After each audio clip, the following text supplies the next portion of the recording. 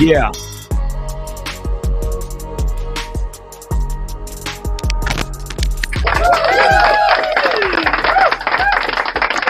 All right. What's up, Cowboy Nation, Cowboy Headquarters, and America's team? It's your guy G, the number one Cowboy fan, Hampton. Coming up to another short check. Uh, G, the number one Cowboy fan, Hampton, coming at you live, direct, and correct. And here we are on Saturday morning. Sit down with your guy G, the number one Cowboy fan, Hampton. Give it up. Okay, let me get set up here because I got some things. Let me see. I need to get this over here. Woo! I don't know if y'all can hear that, but that just shortage or something going on. But I don't like that. But I hope everybody's doing okay this morning. Here we are, starting the weekend, another weekend, a day before D-Day. Yeah, we are getting ready. The season has officially started, and man, some great games past few days. And next up is our Dallas Cowboys. Give it up. Yeah, man. So I hope everybody's enjoying their weekend as we get this weekend started. Me, myself, personally, I'm just maintaining, and I'm excited about this weekend, what we got coming up. And it's going to be something to see, a lot of evaluation, all the practices and all the training and all the running and all the lifting and all the blocking and all the tackling, all the stuff that you're doing, the ball, catching the ball, all that has come to this. That's right. Week 1, as the Cowboys face the Browns. Give it up. Before I go on, I got to do this. I got to say thank you to all our subscribers and all those that follow us. Without you guys, this is totally impossible for us to be where we are. We are growing. I am very, very grateful for everybody that has participated. Content creators that has been on the show, content creators that continues to stop by and hang out with us, the Cowboy Huddle podcast, and just everyday people that are Cowboy fans. Again, this is the Cowboy Huddle, where we come together and we talk Cowboy talk. So here we are. So I want to get into a topic, and I've been harping on it on TikTok here lately, but it's just an issue that I'm from the old school of Hard Knocks, and you probably seen in one of my videos before. Let me turn this down just a little bit. My video before. Where I talked about, the price of these players, and we're rewarding these players a lot of money, and a lot of these players has no rings or trophies. I'm just saying that's what it seems like. Here lately, I mean, I wrote down some names of individuals that have all this money, but they haven't produced any rings. Let's talk about Tua, Trevor Lawrence, Justin Jefferson, CeeDee Lamb, Jordan Love, Kirk Cousins, Dak Prescott. These are just players that are getting these mega contracts, and there's no hardware. And I know you probably say, "God, Gary, you still, you're harping on something that's crazy. That this is the market." I've been hearing it. This is the market. I understand that this is the market, and and that's why I titled it the NFL market has created millionaires without trophies. And that's the truth. The individuals I just named are individuals that basically have these huge contracts. So, when we talk about CeeDee just signed his contract, and now I'm at the point now, CeeDee, I need you to put your cape on. I need you to be Superman. I need you to be that prime receiver. I need you to be that guy, the go-to guy. I don't want to hear the sulling and the pouting and things like that.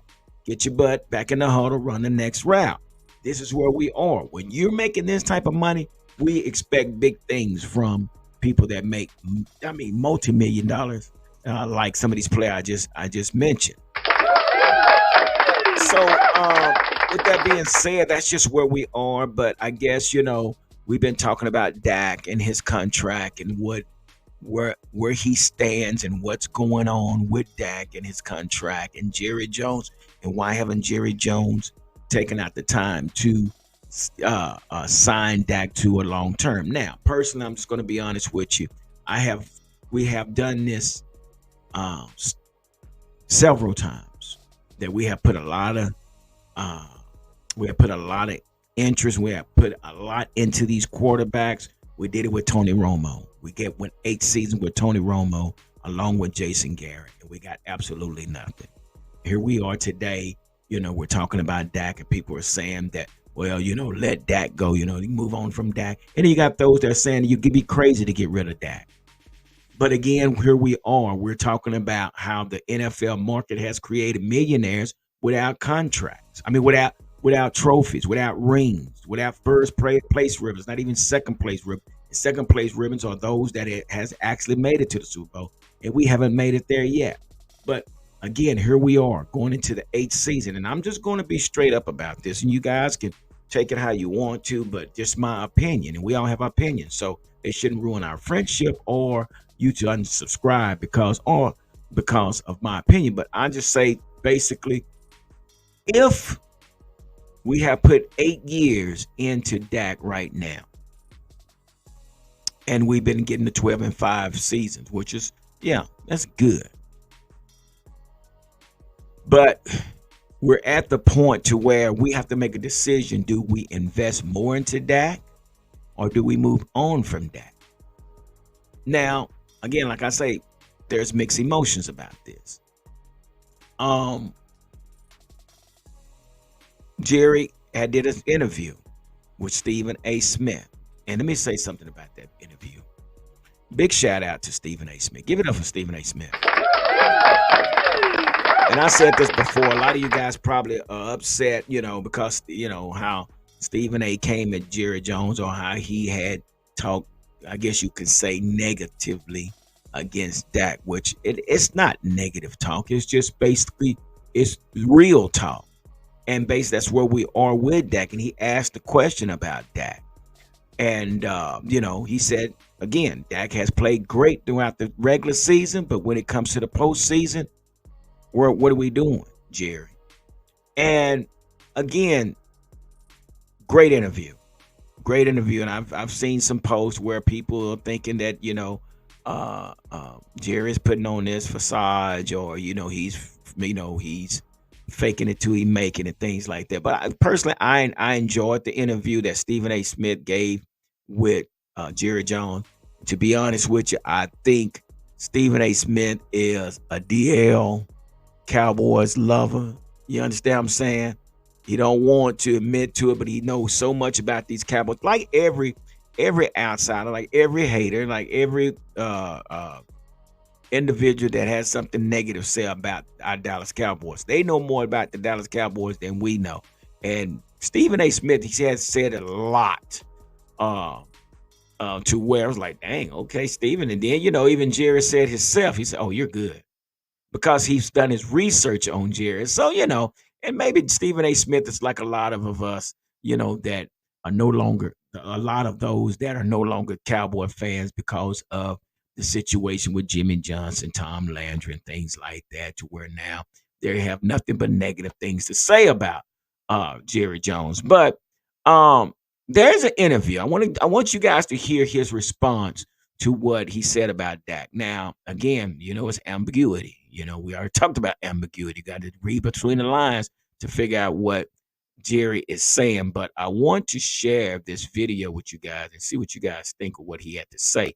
But yeah, this was the interview with Stephen A. Smith. But again, great interview with Stephen A. Smith, taking out the time to speak with Jerry Jones. Let's get a listen to what Jerry had to say about the question that was asked of Dak. He's a great regular season guy, but the postseason is where we're missing the mark. So this is what Jerry had to say about that. This with Dak, because we've had the benefit of a lot of supporting cast with Dak over over the last 5, 6, 7. So we've had a lot of supporting cast. There's no question that with Dak having been very well paid over the last 4 or 5 years, $157.4 million over the This last guy. 4 years. over the last 4. That's right. There's no question that I got some of that off my credit card. Okay. In other words, I spent Yeah. some money Mhm. that I didn't have. Yeah. Very common in the NFL. Matter of fact, And it's common with you because that's what you practice. did when you first bought the Cowboys. Well, it is. Yeah. It very much This is. guy. But you certainly, I'd like to say I did then too, but I had a passion that I wanted to get involved that I scratched then that I'm not scratching that passion as much right now. I'm trying to be real practical, at least in this explanation Right. to you. But the facts are that not only have we had great supporting cast around Dak, we have also spent some of the money that we've got to spend on Dak in the future. That went in on his last contracts. Right. That's the way the cap works, and that's usually when you have a high-priced quarterback, what you do. So we have the challenge of not only recouping what we have spent on him over the last 4 years, we've got to add that to what we're going to be paying him for the future. Now, that's not Dak's problem, only in that it's the Dallas Cowboys problem, because that money is not going to be there to spend on supporting cast. And so we've got to ask ourselves, can we have the kind of success that Dak deserves, we deserve, his teammates deserve, our fans deserve? Can we do that and get in the range to afford Dak? I think we. So yeah, that's where we are. Yeah. So it's not, and that's true. It's not a Dak problem. It's not. It's a organization problem. But what Jerry has said, he said we have put a supporting cast around Dak, hoping that putting these individuals around Dak, we will get past where we have failed in the last 3 seasons. Now, this is what Jerry's saying. But not only with that being said, Jerry is basically saying that because of the salary cap, we have to take money from this area to put with this area on this player to that player. And we understand that. But again, this is not a Dak's problem. This is a Jerry's problem and how he has managed his money. But at the time now where we are at a point, do we invest more money into Dak? Again, and he also goes along. He in an earlier video in the video, he did say, he felt that Dak did a lot better up under Mike McCarthy. Because you got to remember, before that season, he was up under Kellen Moore. That's when he threw those 15 interceptions, if I'm not mistaken. And then they had to bring Mike McCarthy to, kind of coach him up. And if you remember, he did a lot of dinks and donks, and we wasn't throwing downfield, which basically that kind of hindered Dak to where he had to go, okay, let me let off of Dak and let Dak do what he does. But Jerry feels that he's a lot better up under Mike McCarthy. But here we are 8 years later, and basically after putting players around him, and I understand probably people are going to say, oh, well, what do you mean putting players? Well, the team has been good. The team has been good. And say what you want, say what you may, but there has been a team in place to get past the first round, which we haven't done. So the question still lies. Do we give Dak another 4 years of extended contract? Okay. And what Jerry is saying, he said he's not doing the big splashes like he did before. And he did mention that, he made some mistakes of making those big splashes, going to get Dion, paying $12 million, to get him here, things like that. He said that in the interview, things he used to do in the past. But he said he's not doing those things anymore. So now he has to be a little bit more wiser. Which now, let me say this. Big shout out, give it up for Dak Prescott.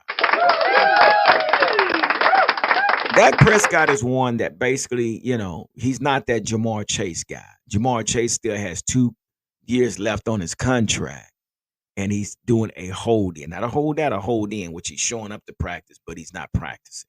2 years left on his contract, and he wants more money. And we can also say that about CeeDee Lamb. CeeDee Lamb has $17 million coming to him this season, and he just signed a $34 million signing bonus. So the big shout out goes to Dak because Dak understands I'm still under contract. I'm not tripping off of that. I'm still under contract. I'm going to play this out. And, I'm going to bet on myself. And that's what he's doing. But again, we know Dak has all the leverage in the world. He has the leverage. Either he's going to get paid by Dallas or he's going to get paid by somebody else. So, but I think the organization and Jerry is at the point, listen, what have you done for me lately? Again, we can throw the ball in between the 20s all day long. Yeah, we can say the touchdowns that he has thrown for the touchdowns and things like that. But again, we can't get past that first round. I mean, do you reward a person that runs the 100 meters and continue to get third place? Do you continue? Do you continue to bet on that individual? You bet on that individual for so long, he keep getting third place. Like, after a while, you got to start betting on the winner, unless you just like losing money. So that's where we are. We got a third place runner right now that we need to get in first place, if that makes sense. But again, let me ask this question here, and I understand what you're saying. Dak is probably the best fit for the next 3 to 4 years. But let me ask this question here. What if we sign Dak and we get the same results?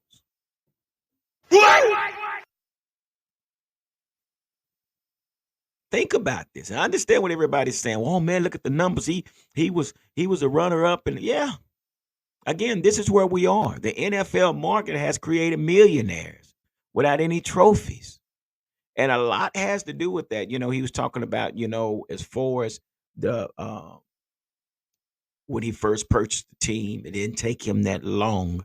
It didn't take him that long to see a Super Bowl. But there's some things that went along with it. And I wrote these notes down here.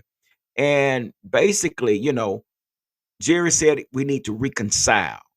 Again, what do you mean by that? We need to reconcile because we have given you a supporting cast. He also said that, Dak has basic great qualities, especially up under Mike McCarthy. But at the same time, again, we keep repeating ourselves.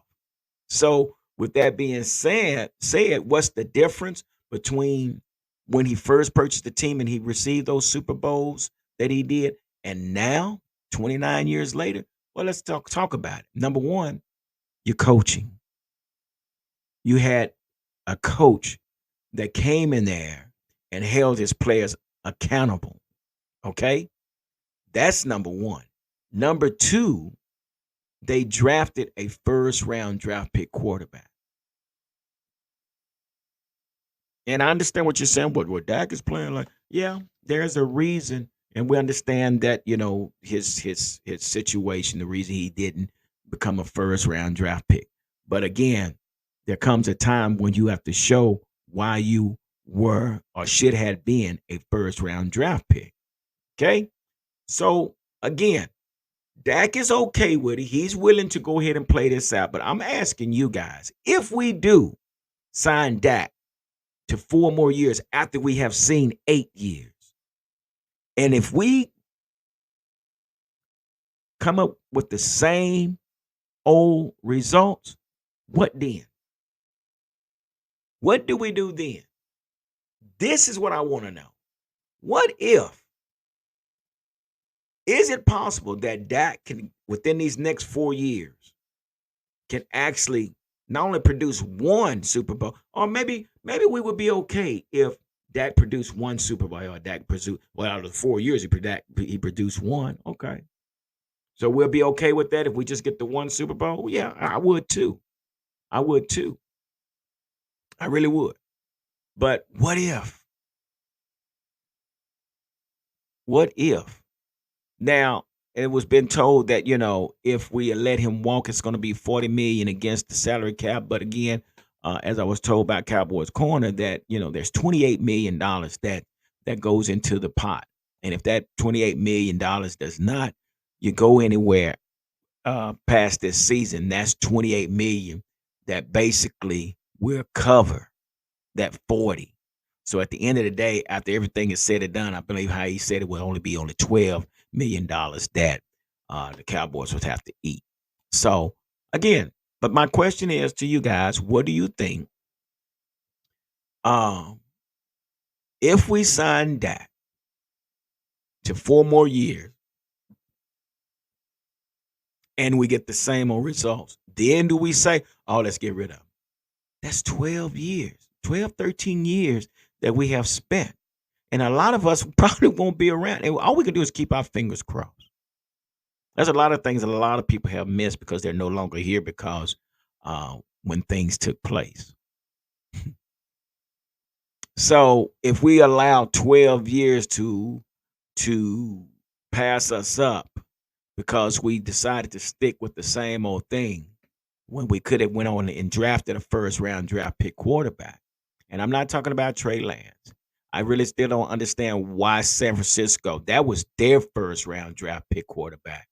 Believe me, I believe that we took Trey Lance due to the fact we didn't want anybody in our division to pick him up, not knowing that was, and then we gave up a fourth round draft pick. It wasn't like we gave a first or second, but we gave up a fourth round draft pick. So it's okay. It's okay. It's not that bad. But I did it personally. I wanted to see Trey do better. I wanted to see Trey do better throughout the preseason. And again, he just needs to play.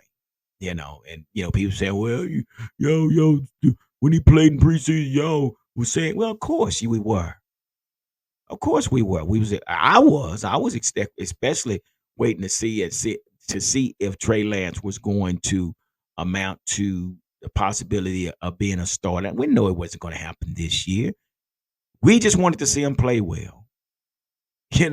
Again, I mean, we're dogging Trey Lance because of the lack of time on the field, but then at the same time, we allow a guy that we've been having for 8 years that hasn't done anything. We just let him just cruise right on by. It's like it's no big deal. Oh well, we just gonna keep going along with this until it happens. Well, tomorrow's not promised, and the trophy's not promised. So again, that's neither here or there. Those are our opinions, and this is the way we believe things should happen. But again, we will see. So I don't blame Jerry for saying, okay, let's play this thing out and see how it is. Now, we play tomorrow, and he's not signed.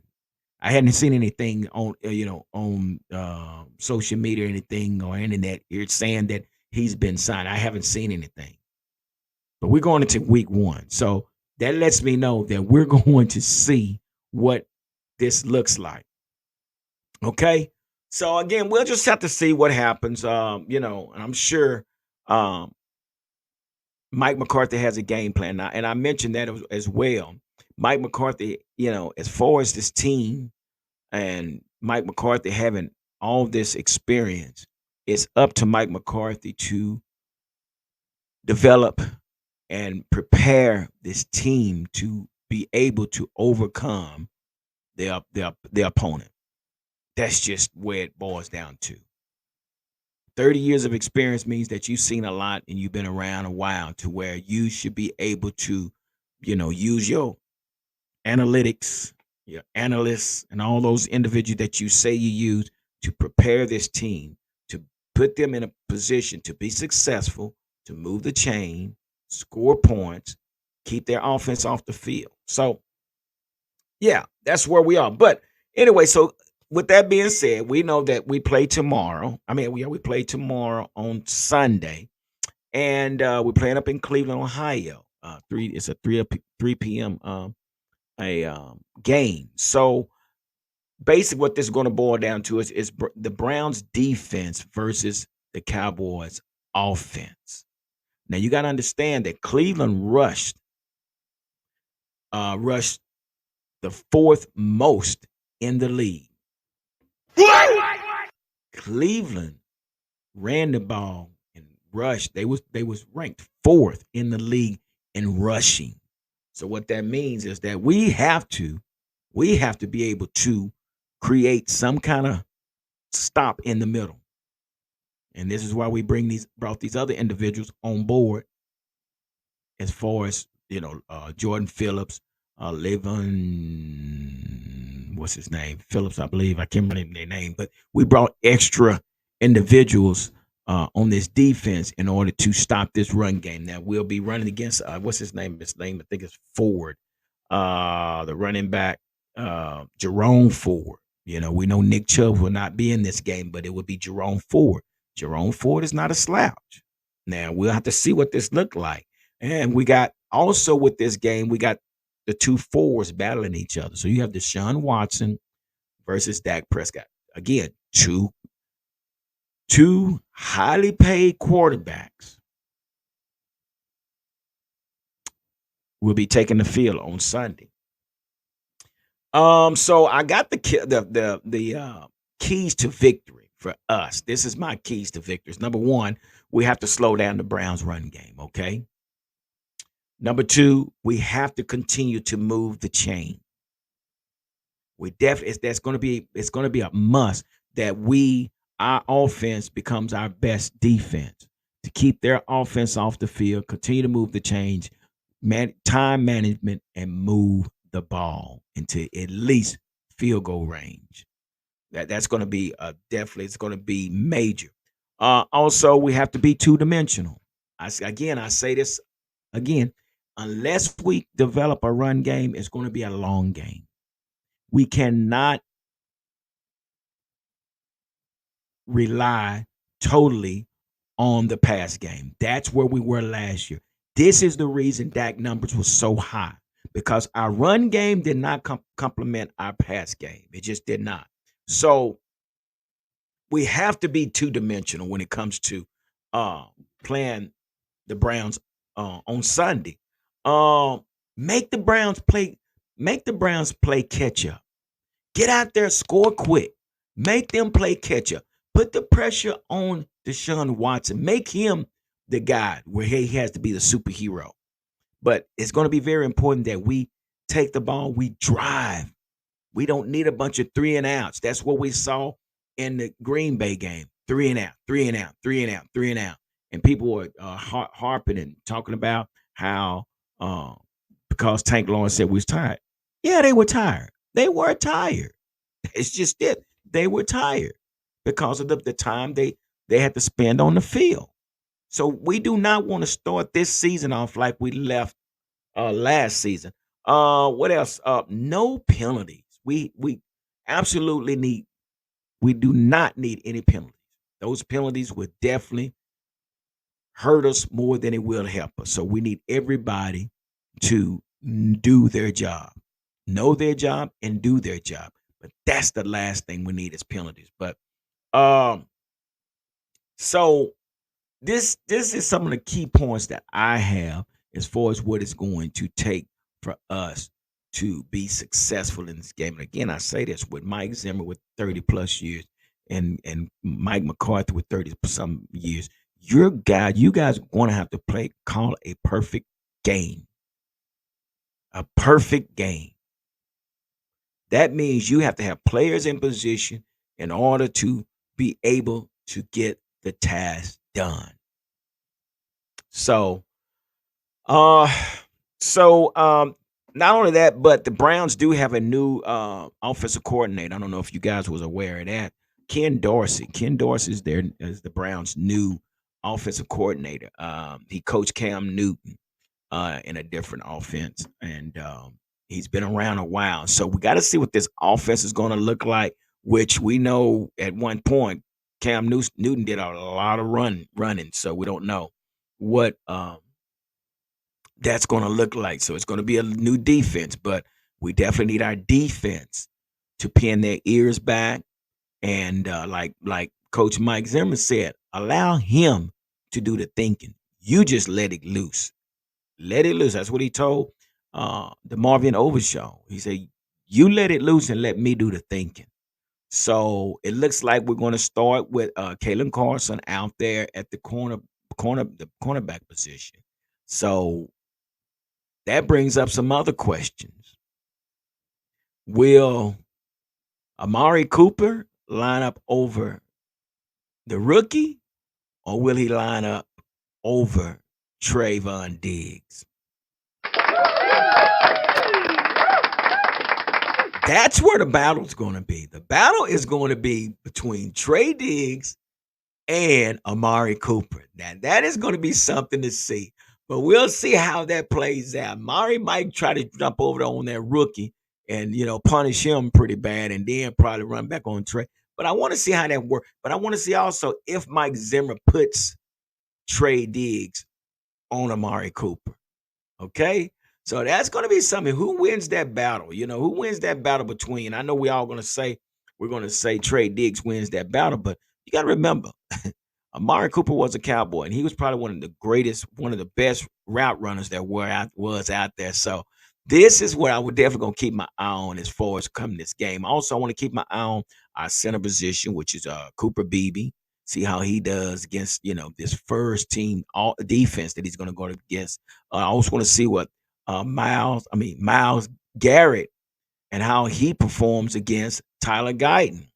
I'm just saying, see how he does if he matches up against the rookie. So there's some things that we're definitely going to have to watch for and look for when we watch this game on Sunday. So again, there's a lot that to look for, but again,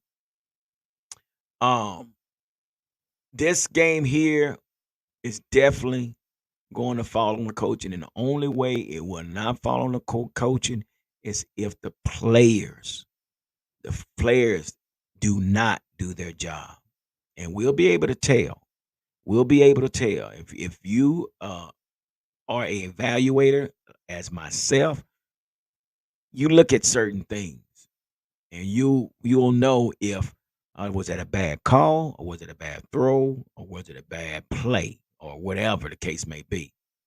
But you guys make sure you do me a favor, man. I appreciate you guys. I just want to take out this time because this is where we are. But the credit goes out to Stephen A. Smith for his time with Jerry Jones and that great interview that he had with him as well.